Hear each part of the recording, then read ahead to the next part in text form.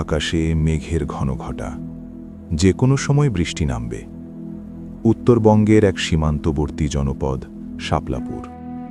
এই শহরের প্রাণকেন্দ্রে যে বিশাল বটগাছটি দাঁড়িয়ে আছে, তার নিচে বসে মরিয়ম বিবি গত ৩ দশক ধরে শাকসবজি বিক্রি করেন।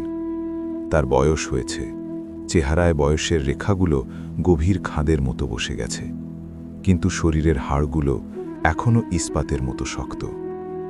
মরিয়ম বিবির জীবনটা এক দীর্ঘ যুদ্ধের নাম। যুদ্ধের ময়দান, এই তপ্ত পিচঢালা রাস্তা আর বাজারের কোলাহল।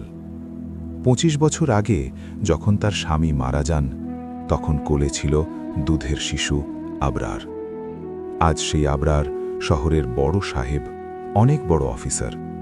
কিন্তু মরিয়ম বিবির জেদ, তিনি ছেলের কামাই খাবেন না। তিনি বলতেন, আবরার, তোর টাকা দিয়ে তুই ঘর সাজা, আমি এই মাটির ধুলোতেই শান্তি পাই। আজ সকাল থেকেই মরিয়ম বিবির মনে একটা অজানা আনন্দ। তার ছেলে আবরার আজ বিকেলে হুট করে ঢাকা থেকে বাড়ি ফিরবে। ছেলেটা এখন বড় সরকারি আমলা, ব্যস্ততা খুব বেশি। মা তাই নিজের হাতে চাষ করা সেরা লাউ আর লাল শাকগুলো আলাদা করে সরিয়ে রেখেছেন। বিকেলের কড়া রোদে মরিয়মের কপালে ঘাম জমছে, কিন্তু তার মুখে এক অদ্ভুত তৃপ্তির হাসি। তিনি জানতেন না, এই হাসি কেড়ে নেওয়ার জন্য এক কালো মেঘ ধেয়ে আসছে। ঠিক দুপুর 2টো, বাজারের চনমনে ভিড়টা একটু কমেছে। তখনই সাইরেনের বিকট শব্দে বাতাসটা যেন চিরে গেল। ধুলো উড়িয়ে একটা সাদা জিপ গাড়ি এসে থামল মরিয়ম বিবির ঝুড়ির ঠিক সামনে।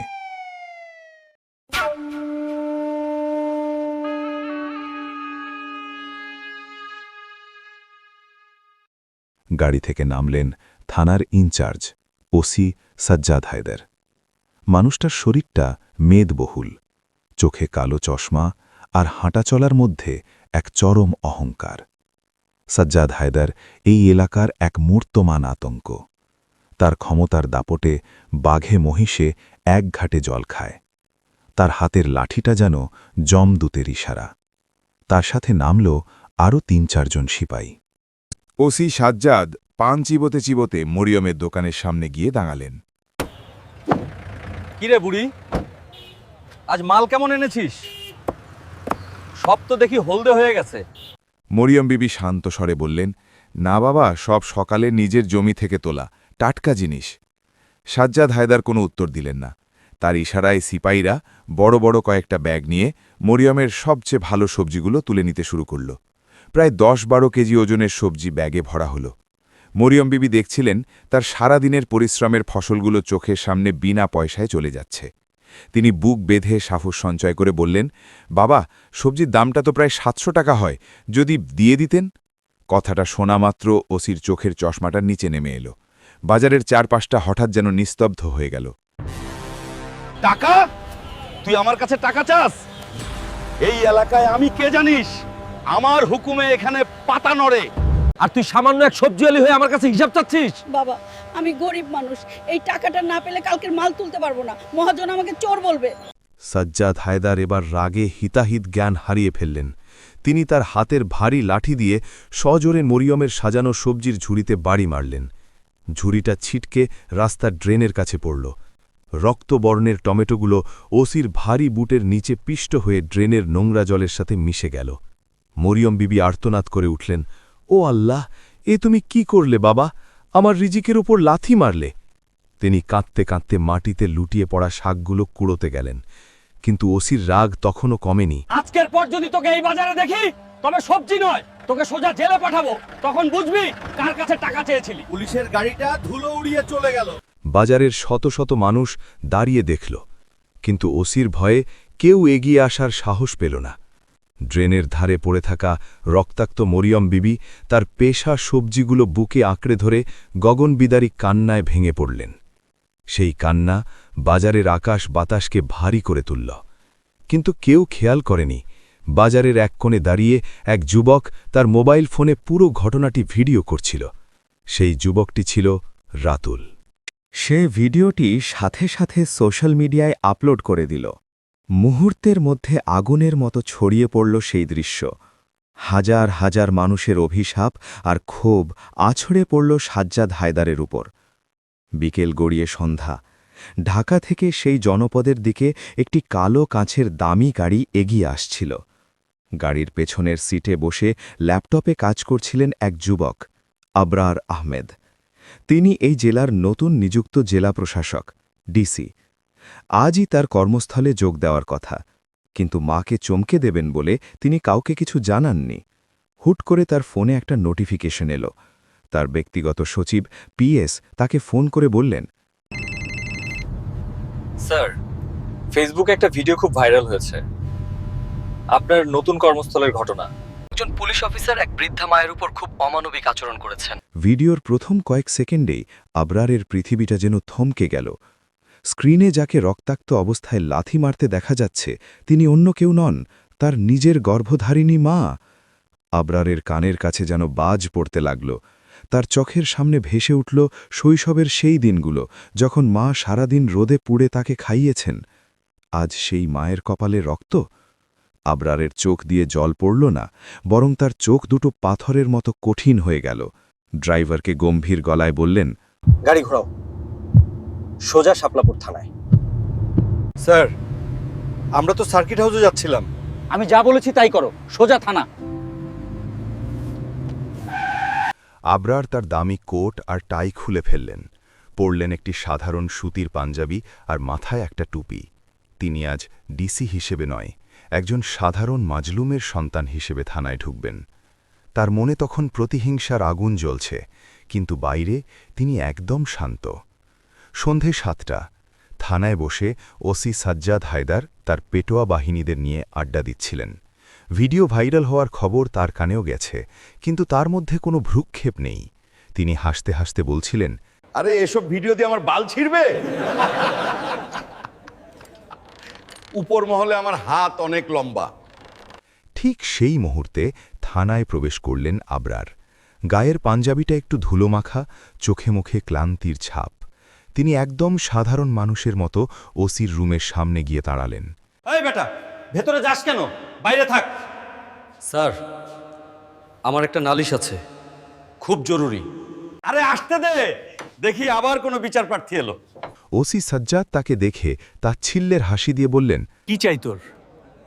নাম ধাম কি? স্যার, আমার নাম আবরার। দুপুরে বাজারে এক বৃদ্ধা মাকে একজন পুলিশ অফিসার খুব মেরেছেন, তার সব সবজি নষ্ট করে দিয়েছেন। আমি তার হয়ে একটা অভিযোগ দিতে এসেছি। সাজ্জাদ হায়দার চিবোতে থাকা পানটা পিক করে ফেলে দিলেন। তিনি চেয়ার ছেড়ে উঠে আবরারের কাছে এলেন। তারপর তার পাঞ্জাবির কলারটা চেপে ধরে বললেন, তুই কি ওই বুড়ির উকিল হয়েছিস? জানিস ওই পুলিশ অফিসারটা কে ছিল? সেটা আমি নিজেই ছিলাম। তোর কত বড় সাহস, তুই আমার ডেরায় এসে আমারই নামে নালিশ করিস? তোকে এখনই লকআপে ঢুকিয়ে এমন ডলা দেব যে নালিশ করা ভুলে যাবি। আবরার ওসির চোখের দিকে সরাসরি তাকালেন। তার চোখে এখন আর ভয় নেই, আছে এক হিমশীতল ঘৃণা। তিনি শান্ত গলায় বললেন, ওসি সাহেব, একজনকে লকআপে ঢোকানোর আগে আইনটা একটু ভালো করে দেখে নেওয়া উচিত ছিল। আপনি যে হাতটা তুলেছেন তার পরিণাম যে কি হতে পারে সেটা কি কল্পনাও করতে পারছেন? সাজ্জাদ হায়দার রাগে কাঁপতে লাগলেন। তুই আমাকে আইন শেখাস? তোর বাপের নাম কি রে? তাকে ডাকি, দেখি কে তোকে আজ বাঁচায়। ঠিক তখনই থানার বাইরে 5-6টি পুলিশের গাড়ি আর র্যাবের একটি বিশাল দল সাইরেন বাজিয়ে এসে থামল। সাজ্জাদ হায়দার হকচকিয়ে গেলেন। এত ফোর্স কার হুকুমে এলো? তিনি আবরারকে ছেড়ে দিয়ে জানলার দিকে তাকালেন। এসপি সাহেব নিজে গাড়ি থেকে নামছেন। সাজ্জাদ হায়দার দ্রুত নিজের টুপিটা ঠিক করে বাইরে দৌড়ে গেলেন। স্যালিউট ঠুকে বললেন, স্যার, আপনি হঠাৎ কোনো রেইড আছে নাকি? কিন্তু জেলা পুলিশ সুপার এসপি সাজ্জাদের দিকে ফিরেও তাকালেন না। তিনি সোজা থানার ভেতরে ঢুকলেন এবং সেই সাধারণ পাঞ্জাবি পরা ছেলেটির সামনে গিয়ে একদম সোজা হয়ে দাঁড়িয়ে এক শক্ত স্যালিউট দিলেন। এসপি সাহেবের গম্ভীর কণ্ঠস্বর পুরো থানায় প্রতিধ্বনিত হল। গুড ইভিনিং স্যার, আমরা অত্যন্ত লজ্জিত আপনার এই অনাকাঙ্ক্ষিত পরিস্থিতিতে পড়ার জন্য। সাজ্জাদ হায়দারের পায়ের তলা থেকে যেন মাটি সরে গেল। তার হাতের স্যালিউটটা মাঝপথেই জমে গেল। তিনি অস্ফুট স্বরে বললেন, স্যার, ইনি কে? ইনি এই জেলার নতুন ডিসি জনাব আবরার আহমেদ, যার কলার তুই একটু আগে ধরেছিস। পুরো থানায় শ্মশানের নীরবতা নেমে এলো। সাজ্জাদ হায়দারের মুখটা মুহূর্তেই ফ্যাকাশে হয়ে গেল। তিনি বুঝতে পারলেন আজ তিনি যার গায়ে হাত তুলেছেন তিনি কোনো সাধারণ যুবক নন, তিনি স্বয়ং এই জেলার ভাগ্যবিধাতা। আবরার আহমেদ ধীরে ধীরে তার পাঞ্জাবির হাতাটা গুটালেন। তার দৃষ্টি এখন ওসির চোখের গভীরে। এই গল্পের পরবর্তী মোড় কোন দিকে যাবে? আবরার কি তার মায়ের অপমানের বিচার আইনের পথে নেবেন, নাকি ক্ষমতার চরম প্রয়োগ করবেন? যে মানুষটা একটু আগেও ক্ষমতার দম্ভে মাটিতে পা রাখছিলেন না, সেই ওসি সাজ্জাদ এখন মূর্তির মতো দাঁড়িয়ে আছেন। তার কপালে বিন্দু বিন্দু ঘাম জমছে, যা চিবুক বেয়ে তার উর্দির ওপর পড়ছে। এসপি সাহেবের স্যালিউট আর ডিসি স্যার সম্বোধনটা তার কানে বিষের মতো বিচ্ছে। আবরার আহমেদ ধীর পায়ে ওসির টেবিলের সামনে গিয়ে বসলেন। তার বসার ভঙ্গিটা শান্ত, কিন্তু চোখের মণি দুটো যেন জ্বলন্ত কয়লা। তিনি টেবিলের ওপর রাখা সেই মোটা বেতের লাঠিটা হাতে তুলে নিলেন। এই সেই লাঠি যা দিয়ে দুপুরে তার মায়ের সবজির ঝুড়ি ভেঙে তছনছ করা হয়েছে। আবরার লাঠিটা ঘুরাতে ঘুরাতে ওসির চোখের দিকে তাকালেন। ওসি সাহেব, আপনি একটু আগে জিজ্ঞেস করছিলেন আমার বাপের নাম কি? আবরারের কণ্ঠস্বর এতটাই নিচু যে সেটা ভয়ের উদ্রেক করে। আমার বাবা নেই। আমাকে যে মা বড় করেছেন, তিনি আজ দুপুরে আপনার এই লাঠির আঘাতে রক্তাক্ত হয়েছেন। আপনি তার রিজিকের উপর লাথি মেরেছেন। সাজ্জাদ হায়দার এবার ধপ করে আবরারের পায়ের কাছে বসে পড়লেন। তার সেই চড়া মেজাজ এখন নর্দমার জলের মতো নিচে নেমে গেছে। তিনি তোতলামি করে বললেন, স্যার মাফ করে দেন স্যার, আমি চিনতে পারিনি, আমি জানতাম না তিনি আপনার আম্মা। জানলে কি আর এমন হতো?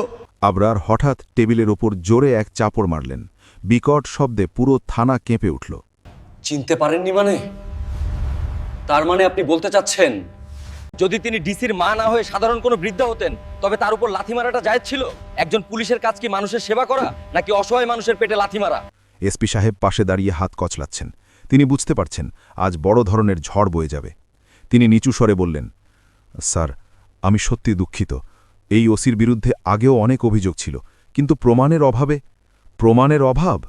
আবরার পকেট থেকে নিজের ফোনটা বের করলেন। ভিডিওটা প্লে করে ওসির চোখের সামনে ধরলেন। ভিডিওতে দেখা যাচ্ছে সাজ্জাদ হায়দার কিভাবে মরিয়াম বিবিকে লাথি মারছেন আর বৃদ্ধা মা যন্ত্রণায় ছটফট করছেন। এই দেখুন আপনার প্রমাণ। পুরো দুনিয়া এখন দেখছে আপনার বীরত্ব। ক্ষমতার গরমে আপনি ভুলে গেছেন যে এই উর্দিটা জনগণের ট্যাক্সের টাকায় কেনা। আবরার উঠে দাঁড়ালেন। তার চোখের ইশারায় র্যাবের কমান্ডোরা সাজ্জাদ হায়দারকে চারদিক থেকে ঘিরে ধরল। আবরার এসপি সাহেবের দিকে তাকিয়ে বললেন, এসপি সাহেব, আমি চাই এই মুহূর্তে ওসির এই উর্দিটা খোলা হোক। একজন অপরাধী কখনো এই পবিত্র পোশাকে থাকার যোগ্য নয়। স্যার দয়া করুন, আমার চাকরিটা খাবেন না। আমার পরিবার আছে, ছেলে মেয়ে আছে। আবরার কোনো করুণা দেখালেন না। তিনি কঠিন গলায় বললেন, দুপুরে যখন আমার মা আপনার পায়ের কাছে পড়ে কাঁদছিলেন, তখন কি আপনার মনে ছিল না যে আপনারও মা আছে? ক্ষমতার মোহে আপনি অন্ধ হয়ে গিয়েছিলেন সাজ্জাদ সাহেব। আজ আপনার সেই অন্ধত্বের চিকিৎসা হবে। থানার ভেতরেই সবার সামনে সাজ্জাদ হায়দরের কাঁধের র্যাঙ্ক আর নেম প্লেট ছিঁড়ে ফেলা হলো। তার কোমরের বেল্ট আর টুপিটা টেবিলের ওপর রাখা হলো। এককালের দাপুটে ওসি এখন স্রেফ একজন সাধারণ আসামি। আবরার নির্দেশ দিলেন, তাকে এক্ষুনি লকআপে ভরুন এবং মনে রাখবেন তার জন্য যেন কোনো বিশেষ খাতির না থাকে। সাধারণ চোর ডাকাতরা যেভাবে থাকে তিনিও ঠিক সেভাবেই রাতটা কাটাবেন। কাল সকালে তাকে কোর্টে তোলা হবে। সাজ্জাদ হায়দারকে টেনে হিঁচড়ে সেই অন্ধকার সেলের দিকে নিয়ে যাওয়া হলো, যেখানে তিনি বহু নিরীহ মানুষকে আটকে রেখে নির্যাতন করতেন। লোহার গাড়ত্রে যখন সশব্দে বন্ধ হল, তখন সাজ্জাদের মনে হল তার জীবনের সূর্যটা চিরতরে ডুবে গেছে। এদিকে খবরটা দাবানলের মতো পুরো শহরে ছড়িয়ে পড়ল। হাজার হাজার মানুষ থানার সামনে এসে ভিড় জমাল। তারা স্লোগান দিচ্ছে, ডিসি সাহেবের জয় হোক, অন্যায়লে পতন হোক। মানুষ অবাক হয়ে ভাবছে, একজন বড় অফিসার হয়েও আবরার কিভাবে নিজের পরিচয় লুকিয়ে সাধারণ মানুষের মতো বিচার চাইতে এলেন। আবরার থানা থেকে বের হয়ে সরাসরি রওনা দিলেন সদর হাসপাতালের দিকে। তার মনটা ছটফট করছে মায়ের জন্য। হাসপাতালে পৌঁছে তিনি দেখলেন কেবিনের এক কোণে মরিয়াম বিবি শুয়ে আছেন। তার কপালে সাদা ব্যান্ডেজ, স্যালাইন চলছে। পাশে বসে প্রতিবেশী এক দাদি তার মাথায় হাত বুলিয়ে দিচ্ছেন। আবরার ঘরে ঢোকা মাত্রই মরিয়ম বিবি চোখ মেললেন। ছেলেকে দেখে তার চোখের কোণ দিয়ে জল গড়িয়ে পড়ল। আবরার, তুই এসেছিস বাপ? ওরে, ওরা আমাকে খুব মেরেছে রে, আমার লাল শাকগুলো সব নষ্ট করে দিয়েছে। আবরার মায়ের পাশে বসে তার ঝাপসা হয়ে যাওয়া হাত দুটো নিজের বুকের কাছে চেপে ধরলেন। তার গলার স্বর ভারী হয়ে এলো। মা, আমি এসেছি, তোমাকে আর কেউ মারবে না। যে তোমার গায়ে হাত তুলেছে সে এখন লোহার খাঁচায় বন্দী। মরিয়াম বিবি অবাক হয়ে বললেন, তুই কি করে পারলি? ওরা তো অনেক বড় পুলিশ। আবরার হাসলেন, তবে সেই হাসিতে ছিল বেদনার ছোঁয়া। মা, তোমার দোয়ায় তোমার ছেলে আজ এই পুরো জেলার হর্তাকর্তা। তোমার ছেলে আজ এই জেলার ডিসি। তোমার ওপর হওয়া প্রতিটি আঘাতের বিচার আমি আইন দিয়ে করব। মরিয়ম বিবি তার ছেলেকে জড়িয়ে ধরলেন। এই সেই ছেলে যাকে তিনি বাজারের ধুলোবালিতে বসে বড় করেছেন। আজ সেই ছেলে যেন এক বিশাল বটগাছ হয়ে তাকে ছায়া দিচ্ছে।